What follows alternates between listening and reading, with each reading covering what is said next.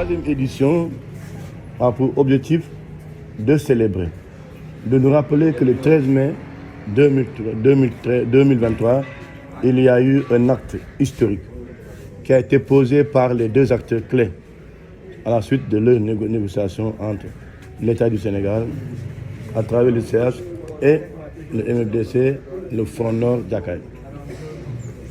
Mais également, l'an 3 va être un moment de réflexion sur la thématique enjeux et perspectives pour la sortie de crise en Casamance, mais également avec comme un cas spécifique la réflexion sur le Nord Sindian.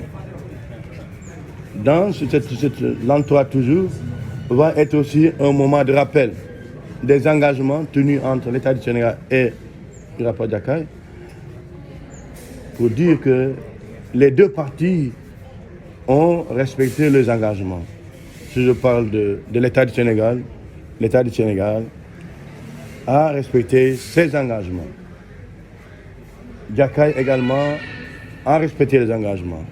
Comme je l'ai dit, il y a des engagements qui sont tout de suite réalisés, mais il y a des engagements qui se poursuivent, qui doivent mériter une réflexion technique. Et je pense que je vais parler de la question de désenclavement. La question d'un programme de développement socio-économique, le programme d'accompagnement des ex-combattants dans les activités socio-professionnelles pour qu'ils deviennent plus autonomes, qu'ils n'aient plus besoin, dans les 2 années à venir, de besoin de la contribution de l'État. Donc à ce niveau-là, c'est les actions, les engagements que l'État est en train d'engager et sur lesquels nous sommes en train de suivre en 2009. Mais l'autre chose aussi, il faut dire qu'il y a des engagements qui sont tout de suite réalisés, dont la démobilisation, dont l'accompagnement des ex-combattants à rentrer chez eux avec quelque chose qui va leur permettre de commencer à alimenter ou bien vraiment à s'occuper de leur famille, mais aussi la question des formations qui ont démarré, où il y a eu 150 comme ex-combattants qui ont bénéficié d'un projet agricole, de formation agricole à ISRA. C'est le lieu pour moi de remercier le directeur d'ISRA. Mais l'autre engagement qui est l'état civil, aujourd'hui, l'État a dépassé les 100% parce que c'était 55,041 et le nouveau gouvernement, et à travers son excellence le président et vraiment le premier ministre Ousmane Sonko, ont pris la décision de réaliser ça très rapidement et ont donné instruction au ministre de la Justice qu'aujourd'hui, les 55 000 ont été largement dépassés. Aujourd'hui, nous sommes à peu près à 62 000 et quelques personnes enrôlées à l'état civil. C'est le lieu pour nous de les remercier, mais aussi c'est le lieu de remercier aussi les 3 présidents de toute instance. Le président de Bignona, le président de Ziguinchor et celui de Dessous. Donc ça, c'est des engagements que l'État avait pris avec Jakaye. Aujourd'hui, c'est réalisé.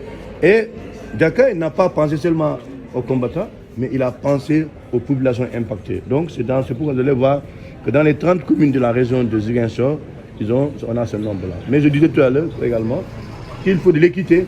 Donc il faut penser à Sédhiou et il faut penser à Kolda.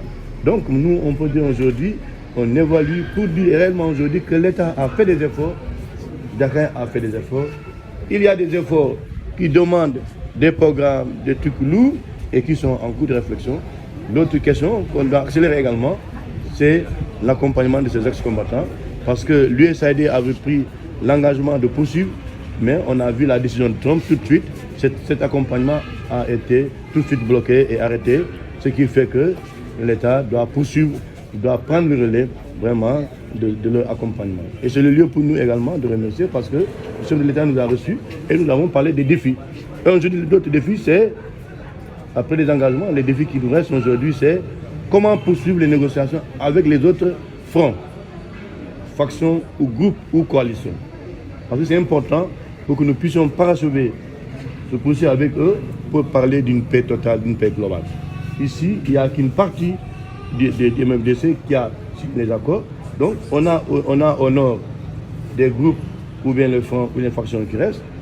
Et on a au sud, et nous pensons que notre souhait, c'est qu'à travers cette édition, qu'ils puissent entendre notre appel, notre cri de cœur, notre demande que l'État et eux, ils puissent continuer ou poursuivre les négociations pour signer les accords et ensuite rejoindre le groupe pour qu'on puisse célébrer les accords de paix signés entre l'État du Sénégal et le MFDC. Bien sûr, ça va être l'objet de l'atelier d'ailleurs.